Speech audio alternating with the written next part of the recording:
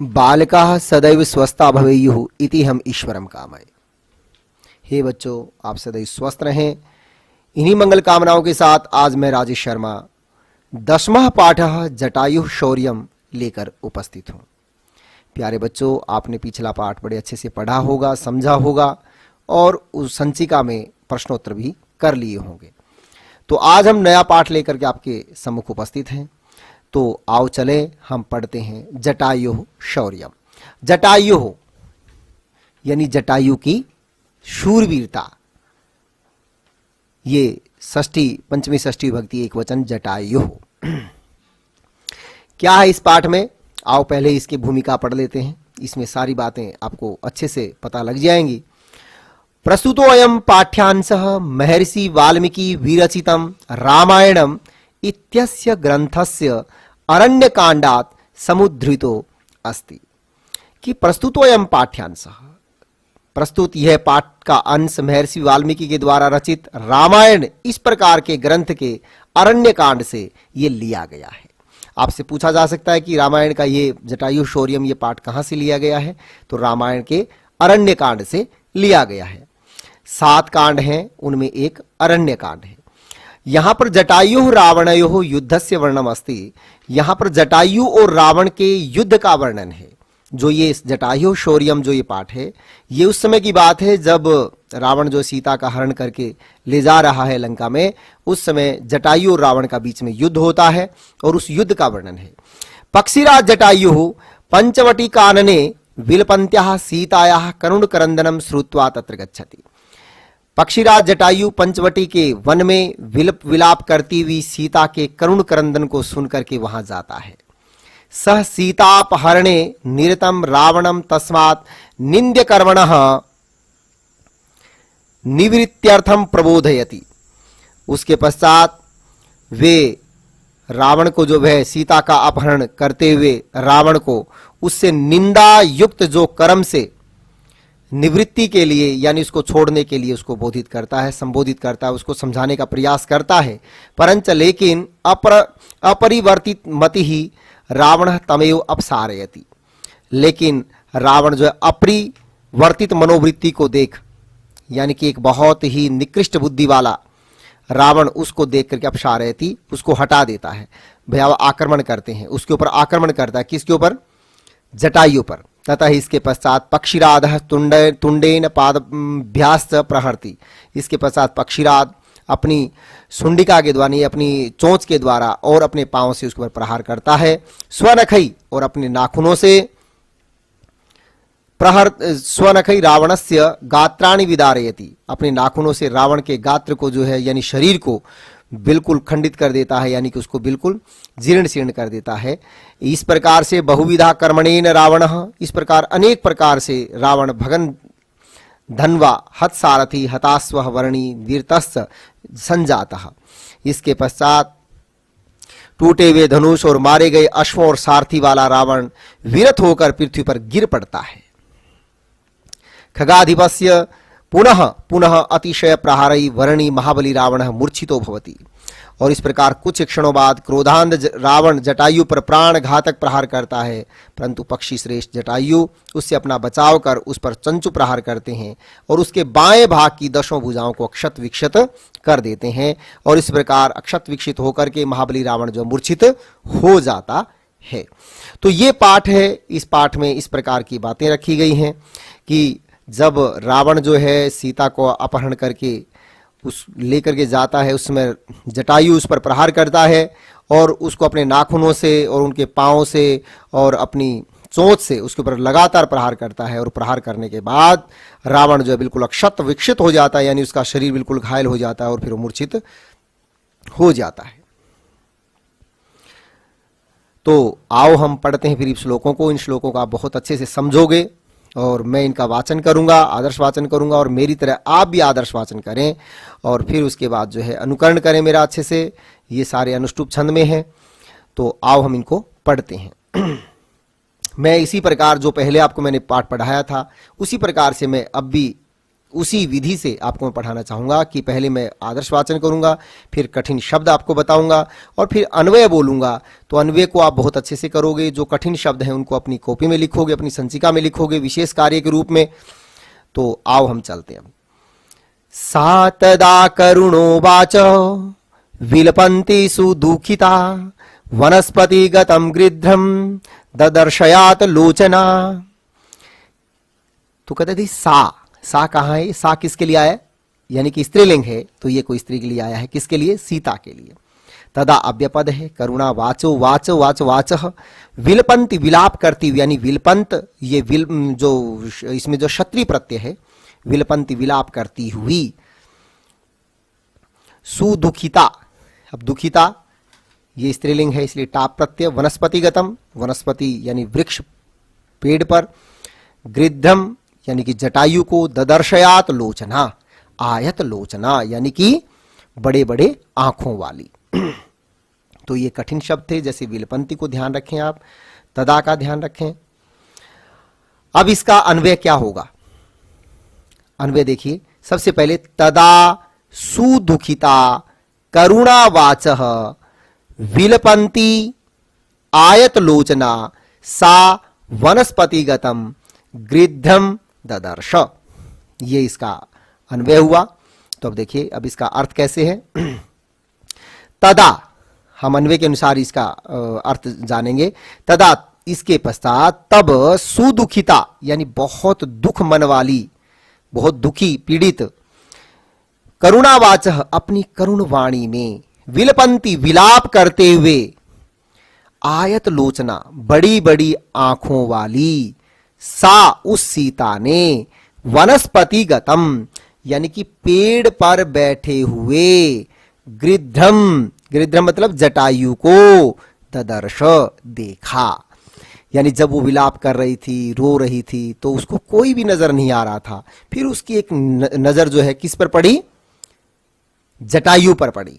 जटायु कौन है? पक्षियों का राजा जटायु है। जटायु की अपनी विशेष बात है कि वो बहुत तीव्र गति से चलता है और वो जो है पक्षियों का राजा है। तो उसने फिर जो है वनस्पति यानी कि पेड़ पर बैठे हुए उसने पक्षीराज जटायु को ददर्श देखा, यानी तदा तब जो है सुदुखिता यानी बहुत दुख वाली, बहुत पीड़ा वाली, करुणावाचः अपने करुण वाणी में, विलपंती विलाप करती हुई, आयत लोचना, देखिए ददर्श आयत लोचना, आयत लोचना यहां पर बड़ी बड़ी आंखों वाली, सा उस सीता ने, वनस्पतिगतम यानी पेड़ पर बैठे हुए, गृध्रम जटायु को ददर्श देखा। तो ये इसका अन्वय था। अब आगे चलिए। जटायु पश्य, जटायु पश्य मामार्य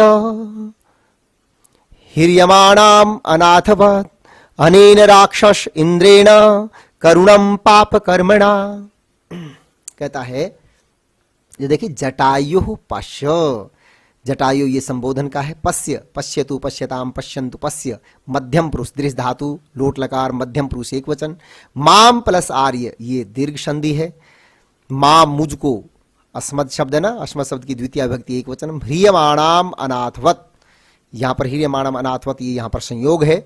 अनेन यहां पर तृतीय विभक्ति एक वचन। अनेन अयम इमौ इदम शब्द का तृतीय विभक्ति एक वचन, तो वहां पर अनेन बनता है। राक्षस इंद्रेण, राक्षस प्लस इंद्रेण कौन संधि यहां पर? गुण संधि, और ई को ए, इंद्रेण तृतीय विभक्ति एक वचन। ये इसका अनेन, राक्षस इंद्रेण ये अनेन इसका विशेषण है।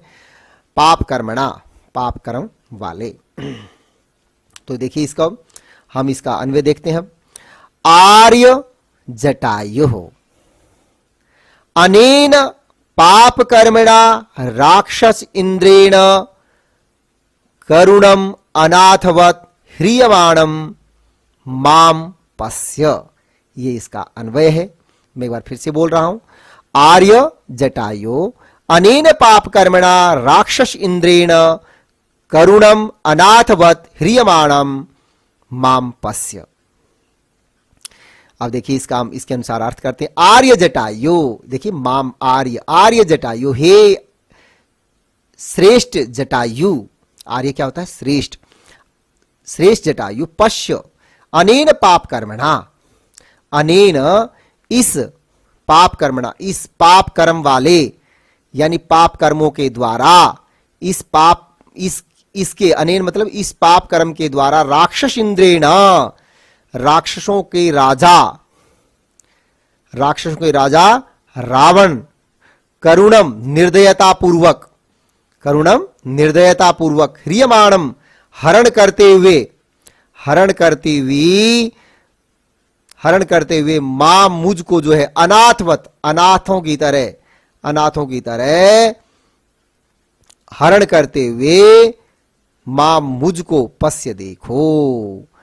कहता है कि हे आर्य जटायु, हे श्रेष्ठ पक्षी जटायु, इस पाप कर्म के द्वारा यानी पाप कर्म के द्वारा, राक्षसों के राजा रावण के द्वारा, अनाथवत अनाथों की तरह, ह्रियमाणम हरण करते हुए, करुणम निर्दयता पूर्वक हरण करते हुए, माम पश्य मुझको देखो।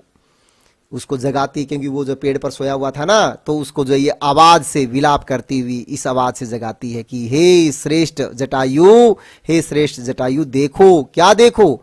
मां मुझको देखो। कैसे? ह्रियमाणम अनाथवत, अनाथों की तरह हरण करते हुए, अनाथों की तरह हरण करके ले जाता हुआ इस दुष्ट अनेन राक्षस इंद्रेण, इस दुष्ट राक्षस के द्वारा, करुणम निर्दयता पूर्वक ले जाते हुए मां मुझको देखो।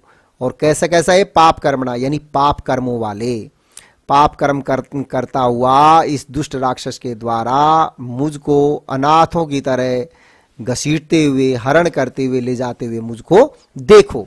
तो इस प्रकार से ये उसको आवाज लगाती है, इसको संबोधित करते हुए इसको बताती है कि देखिए मेरे साथ ये ऐसे नहीं लेके जा रहा, या मैं खुशी से नहीं जा रही हूं इसके साथ, ये मेरा हरण करके लेके जा रहा है। तीसरा देखिए, तम शब्दम अवसुप्तस्तु जटायुरथ शुश्रुवे, निरीक्ष्य रावणम क्षिप्रम वैदेहीं च ददर्शशः। अब देखिए क्या कहता है, तम शब्दम अवसुप्तस्तु, सुप्तस्थु, सुप्तः प्लस्तु, संधि विच्छेद है यहां पर, सुप्तः प्लस्तु, जटायु अथ शुश्रुवे, निरीक्ष्य, निरुपसर्ग इक्ष धातु ल्य प्रत्यय, निरीक्ष्य, रावणम अक्षिप्रम, अक्षिप्रम जो अव्यय पद है, शीघ्र, वैदेहीम द्वितीय विभक्ति एक वचन, नदीम, वैदेहीम, ददर्श देखो, शह उसने। तो यहां पर देखिए मैं इसका अन्वय बोल रहा हूं एक बार। अथ, देखिए अथ है ना, यहां पे जो आया है जटायुरथ, अथ अवसुप्तः, अथ अवसुप्तः जटायुः तु तम शब्दम शुश्रुवे, क्षिप्रम रावणम निरीक्ष्य सह वैदेहीं ददर्श। तत् अथ, इसके पश्चात, अब ये मैंने अन्वय बोला था, इसके अब जो इसका अर्थ देखिए, अथ इसके पश्चात, अवसुप्तः सोए हुए, जटायु, जटायु ने, इसके पश्चात अवसुप्तः सोए हुए, जटायु, जटायु ने, तू तम यानी कि तो तम उस शब्दम शब्द को, शुश्रुवे सुना, अथ इसके पश्चात अवसुप्तः सोए हुए, जटायु, जटायु ने, तम शब्दम उस शब्द को, शुश्रुवे सुना। और कहता है फिर क्या हुआ, क्षिप्रम शीघ्र ही, रावणम निरीक्ष्य, रावण को देख करके, सह उस जटायु ने, वैदेहीं सीता को भी ददर्श देखा। यानी कि पहले उसने रावण को देखा जल्दी से, भैया इसकी ये क्या स्थिति है, किस प्रकार से है, कैसे लेके जा रहा है, और उसके पश्चात उसने विलाप करती हुई सीता को भी देखा। तो पुनः एक बार इसको देख लीजिए कि अथ इसके पश्चात अवसुप्तः सोए हुए, जटायु, जटायु ने, तम शब्दम उस शब्द को, शुश्रुवे सुना, और क्षिप्रम शीघ्र ही, रावणम निरीक्ष्य रावण को देखकर, शीघ्र ही उसने रावण को निरीक्ष देखकर सह उसने उस जटायु ने वैदेहीम ददर्श, उस वैदेही को भी देखा, यानी सीता को देखा। तो ये था तीसरा श्लोक। चौथा देखिए अब। ततः ततः पर्वत श्रृंगाभस्ति क्षणतुंडः खंगोत्तमः वनस्पतिगतः श्रीमान व्याजहार शुभाम गिरिम। ये श्लोक था। और अब इसका देखिए। पर्वत श्रृंगाभस्तिक्षण तुंडः, भस्तिक्षण तुंडः, खगोत्तम, खग प्लस उत्तम, खग प्लस उत्तम, यहां पर कौन संधि हुई? गुण संधि। वनस्पतिगतः श्रीमान व्याजहार शुभाम, द्वितीय विभक्ति एक वचन, गिरम वाणी, यानी इस वाणी का विशेषण है शुभाम। अब इसका अन्वय देखिए। अन्वय बिल्कुल इसका सेम रहेगा, कोई कहीं पर वो नहीं है, केवल एक शब्द व्याजहार ये परिवर्तन होगा। मैं आपको बोल देता हूं एक बार। ततः पर्वत श्रृंगाभस्तिक्षण तुंडः खगोत्तमः वनस्पतिगतः श्रीमान शुभाम गिरम व्याजहार, व्याजहार सबसे लास्ट में आ जाएगा। श्रीमान शुभाम गिरम व्याजहार, ये व्याजहार सबसे लास्ट में आ जाएगा और ये वैसे का वैसा रहेगा। तो इसका अर्थ देख लेते हैं। ततः इसके पश्चात पर्वत श्रृंगाभस्तिक्षण तुंडः, यानी कि पर्वत, पर्वत की तरह, पर्वत की शिखा के समान ऊंचे, पर्वत की जो शिखा होती है, चोटी होती है, उसके समान ऊंचे, तीक्ष्ण तुंडः, बहुत तेज चोंच वाले, पर्वत की चोटी के समान ऊंची, पर्वत की चोटी के समान जो है ऊंची, और तीक्ष्ण चोंच, चोंच चोंच वाला, खगोत्तम पक्षियों में श्रेष्ठ, वनस्पतिगतः वृक्ष पर बैठे हुए, श्रीमान उस जटायु ने, शुभाम गिरिम अपनी सुंदर मीठी गिरम वाणी में व्याजहार बोला। अब उसने जो है उसको समझाने का प्रयास किया, समझाने की कोशिश की।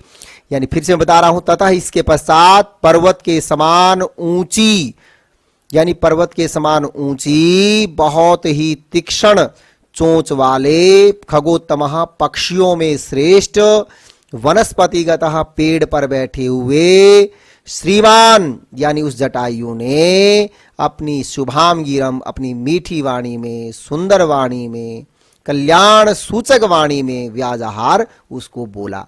पहले उसने समझाने का प्रयास किया, देखिए उसकी मानवता, सीधा प्रहार नहीं किया उसने, उसको समझाने का प्रयास किया कि आप समझिए, ये आप जो काम कर रहे हो ये बहुत ही ज्यादा गलत है, ये नीच कर्म है, और इस प्रकार दूसरों की स्त्रियों पर इसको उसको हरना आपको शोभा नहीं देता। लेकिन वो नहीं मानता है, तो फिर उनका आपस में युद्ध शुरू होता है, और वो किस प्रकार से होता है अगले श्लोकों में हम पढ़ेंगे।